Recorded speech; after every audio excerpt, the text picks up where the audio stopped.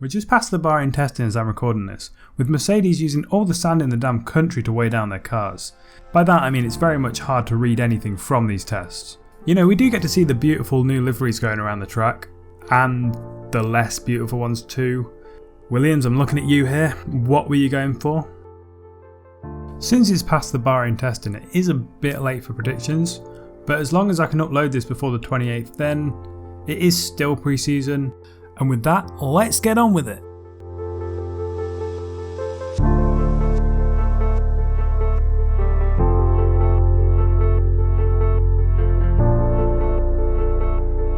First off, I'm going to be going through 3 predictions which I kind of feel like will happen at some point in this season, but they aren't to do with the standings. You'll get what I mean. The first of these is going to be the death of Haas. Everyone's gassed at this statement. The celebrations are like English pubs in 2018 until Sterling didn't square it to Kane, because as much as Haas is going to die, a new team must take its place, and that will be your Alkali. With big Mr. Gene Haas having to deal with the rich energy shenanigans, Grosjean's driving, I think Ericsson hit us, and now the whole Mazepin shit, it's only right that he's fed up. Big Papa Egg Mazepin over here, he wanted to buy Force India, but that failed. But now, it seems his only competition to buy Haas would be the hairy biker's drug-fueled brother. This and the fact that Baby Egg might not have a seat after this year, unless Papa Egg employs him, means Haas is becoming your Alkali F1, and with that we'll gain even more hate from the fans. My second prediction here is going to be that Danny Kvyat and Callum Ilott will race in F1 this season. First off with Kvyat, he's Alpine's second driver, and Alonso and Ocon, they're going to be a bit feisty. Alonso's also got the issues with his jaw now, and I can see a race coming for him. With Ilott on the other hand, as the Ferrari reserve driver, he's probably going to be the first person they put in either Haas, Alfa or Ferrari if they have an issue. I just think overall there should be more of a chance for the reserve driver to race, maybe have each driver have to sit out a race each season. It would give more of a chance and more of an opportunity for younger drivers coming through. And it would make it more interesting, as we saw with Hülkenberg and Aitken last year. Speaking of the last year's interesting races, my prediction 3 will be that Russell will be getting back in that Merc seat before the end of the season. Merc will want to look at him against Lewis, and so I do think they will be wanting to chuck him in at least one race this year, as long as that Constructors' Championship is tied up already. My guess will be Australia or Saudi. This also means Bottas probably back to Williams for a race or two, which could be fun to watch and potentially quite an enjoyable one for the Williams fans too. Now that we've got through my 3 predictions there, we're going to be jumping into the sort of juicier part of the video, but it's not quite the juiciest. We're going to be jumping into the Constructors' Championship is what I'm trying to say. I'm going to upset 1 or 2 people with a few choices in here, but I'm generally probably playing this a bit safe, so no Williams first or Merc last, as much as that would be pretty enjoyable to watch. Anyway, we've got to start somewhere, and so we're going to be starting right at the bottom of the pile. In number 10, it's going to be Haas. A rookie lineup and a team that isn't making upgrades the whole season while starting out already as one of the worst. Their fate completely lies on the ability for Ferrari to upgrade their power unit from either the GP2 engine we got last year all the way to like the Mercedes level, even higher than that if it wants to compete. Realistically, that PU is going to be better, but it's not going to be good enough to push the Haas out of the backmarker battle. And if they don't look their way to points early on, without any upgrades it'll be so far off the pace and the rest of the pack that Haas's probable final F1 season is going to be their worst yet. In 9 we got Williams, and from what Russell has said in interviews, this Williams car is only made to perform in certain wind conditions. The reason why is, why be consistent if it's consistently P19 and P20? I feel there will be a few big races for Williams this season where the car is pushing for points and actually it seems fast, and there will be loads of races where the car is as bad as, well, it looks. If they can capitalise on the 3 to 5 races where it is strong though, then they won't be stuck in the P10 for another season, and they'll actually have something to build on. In P8 we've got Alfa Romeo, probably the most expected result here, though I do think they will be more toward the midfield than the back markers this year. The car, it looks fire, and it seems to have a bit more about it. I just think the drivers aren't enough to really push and challenge the midfield. Everyone loves Kimi, but the man is 41 and he's only racing so he's got something to do, instead of sitting around a Finnish log cabin drinking vodka. And tell me something about Giovinazzi. I mean, just tell me something. Not that he's got Jesus head. He doesn't exactly. You can't. You really just can't. The man's a mystery. P7 is going to be Alpine, and to be honest, 3rd to 7th last year was so hard to predict, and it's even harder this time round. Alpine don't have a bad car, but I think the Renault PU will be the worst this year, and with two very awkward and stubborn drivers, I do think there will be some in-team issues. Alpine for me is the drive to survive team this year, but it's going to drop them a lot of points. In P6 is probably going to be my most surprising pick in the Constructors, and it's going to be Aston Martin. Most people are putting them top 4, but I think the car is going to have a lot of mechanical issues. Stroll had a lot of DNS last year, and Checo got quite a few toward the end of the season too. Seb really has to kick on early, or that confidence hit from last year will carry on to this year and it will be brutal for him. The preseason testing as well didn't do much for boosting the confidence with the gearbox issue and the day 3 power unit issues. It's going to be a real struggle. I think with the teams around them all improving, it will be a step back for Aston. P5 is going to be my hopeful pick of the season, along with one of the drivers in the drivers' standings, but we will get to that later. P5 is going to be AlphaTauri. I know you might be thinking he's bonkers, he's gone mad, seeing as it would be their highest ever finish as AlphaTauri, or even Toro Rosso. But I think they're making progress to be a sister team to Red Bull, well maybe not a sister team, maybe more like a niece, like a younger cousin, and they do have their most talented lineup in that car since Verstappen and Sainz. Gasly and Tsunoda are going to be scrapping for top 5 and maybe even a podium or 2 over the year. And as much as I don't think there'll be another Monza style win for them this year, the consistency of the drivers will push them into the thick of that midfield battle. In P4, I'm going for the bin lorry 2020 GP winners. Ferrari are going to recover somewhat and they're not going to be absolutely memed off the track this year. Sure, there will be a few, slow button on moments, maybe even a Spinella or 2. But the engine is going to be better, and more importantly, the car will have aero that fits the engine this time. Also, Leclerc got almost 100 points in the Lawnmower Edition last year, and Sainz is Mr. Consistent, which should only spell good things for Ferrari this year. P3 will be McLaren here, the most likeable team in the sport. The reuniting of the Merc engine to the McLaren lads makes me actually want to switch back to a flip phone and use Vodafone again, and I'm hoping the performances keep that nostalgia going too. It might take a bit to really get the car suited to the engine, but with a strong run this season, they could find themselves pushing up toward the big 2 this year, and with the big new regulation changes for 2022, actually making a run toward the title in the next few years. So that leaves the top 2, the big boys. Is it Mercedes' downfall season? Will Red Bull make a car that is perfect for both drivers and be able to challenge and not actually break down a bunch? I'm going to have to say no. Red Bull is going to be P2 again, I think. I can see them pushing a lot closer to Mercedes, but that is too big of a gap to bridge, especially with Checo getting used to the new Max Verstappen spec car. The Max Verstappen that fits that spec perfectly though will probably give Mercedes a hell of a race this season, as long as that car is more reliable. Will he get the Drivers' World Championship? Well, if I said that now, why would you stay to the end of the video? Oh, and while you're at it, going down there to scroll to the end, can you click the like and subscribe button please? Cheers lads. And yes, this leaves Mercedes first. How boring.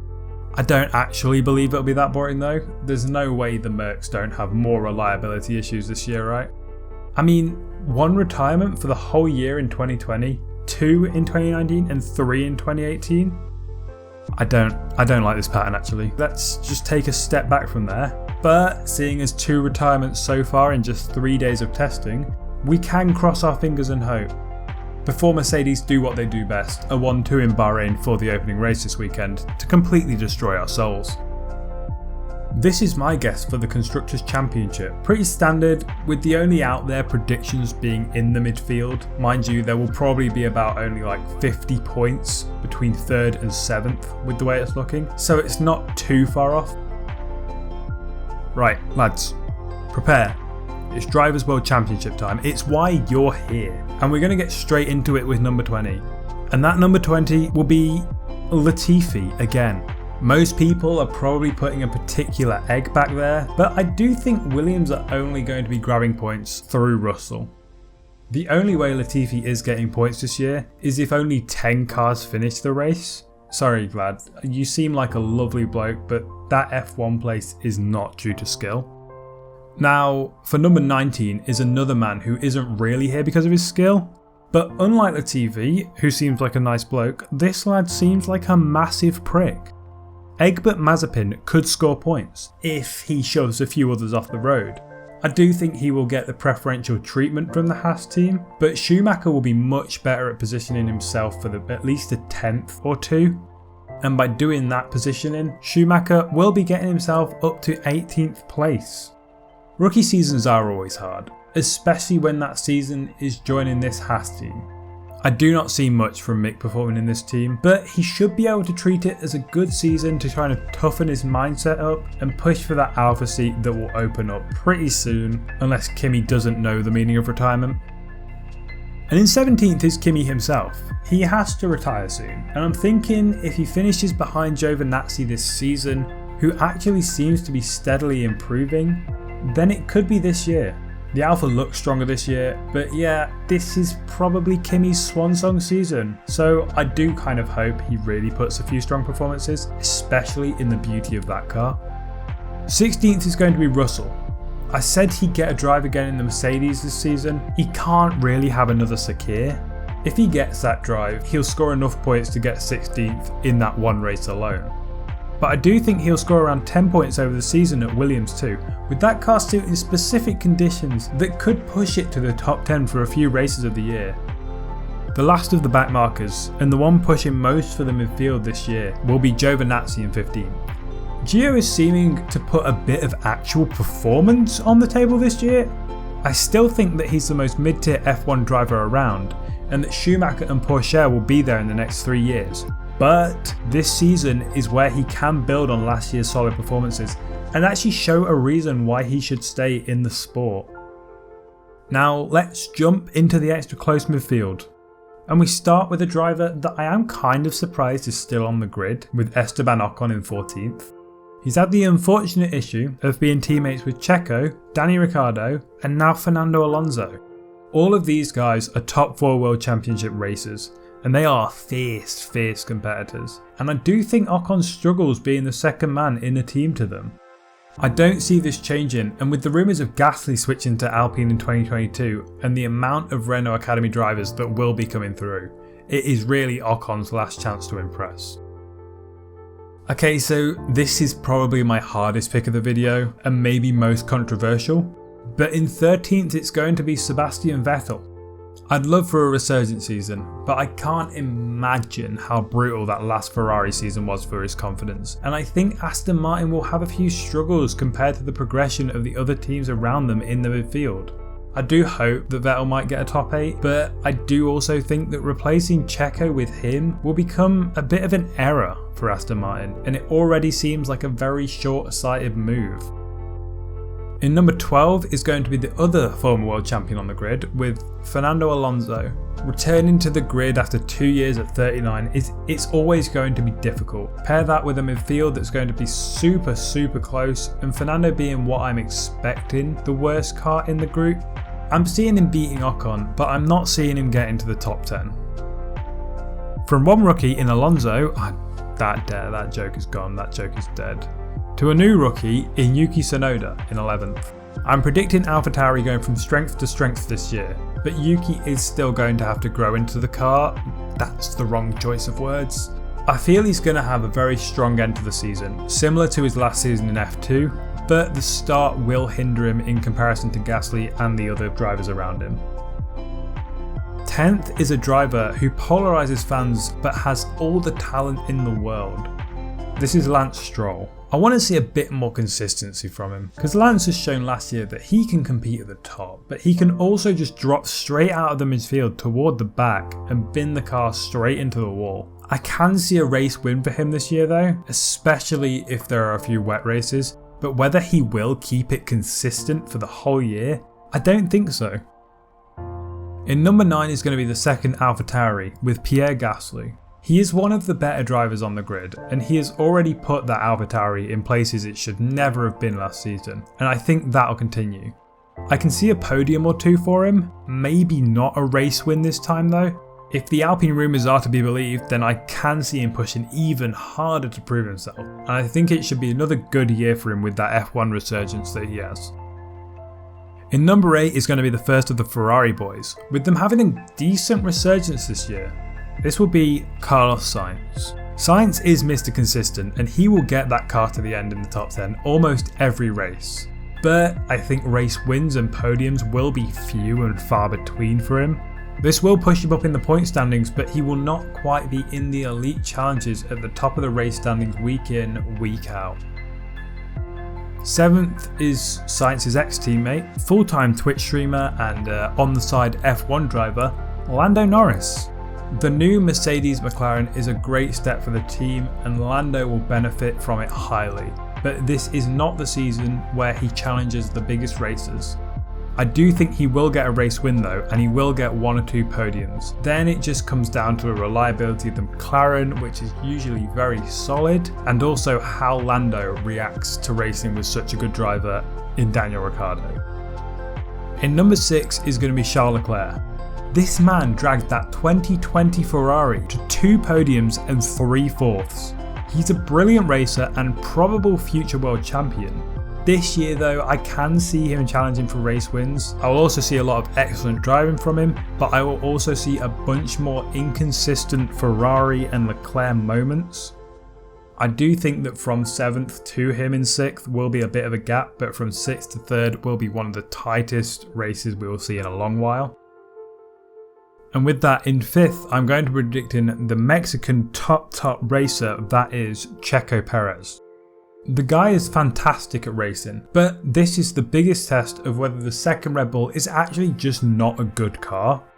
I think we'll still see a struggle compared to Max in this car, but Checo is such an experienced driver, he will handle it well enough and he can actually get up there and support Max against the Mercs.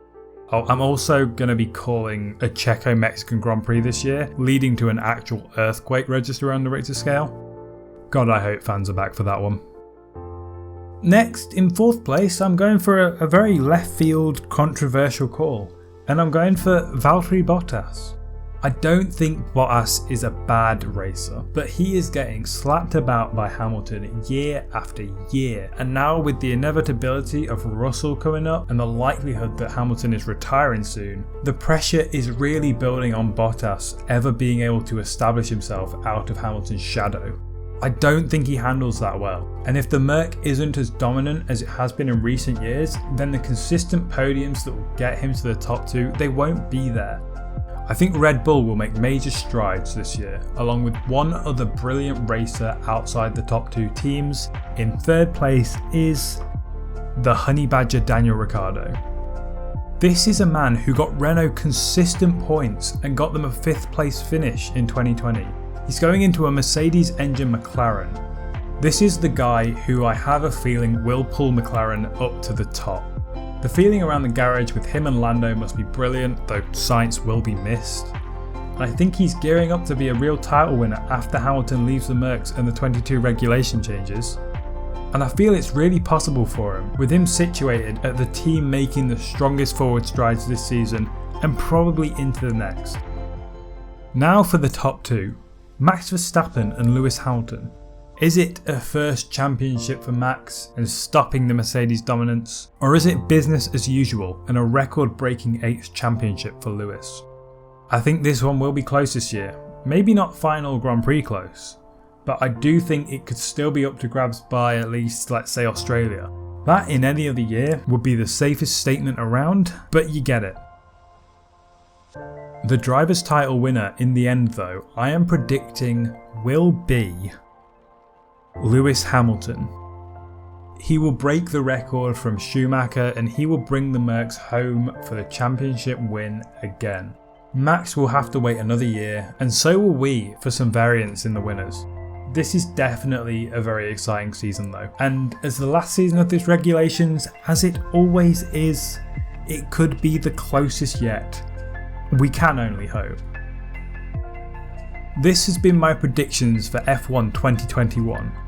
I will be doing plenty more F1 videos on this channel, starting with an alternate F1 grid run through next video. I'm also looking at doing some more sort of documentary style videos on the likes of motor racing and other interests outside that. If you want to see more and support this channel, then drop the like, hit that subscribe button, and I will see you lot in the next video. Bye.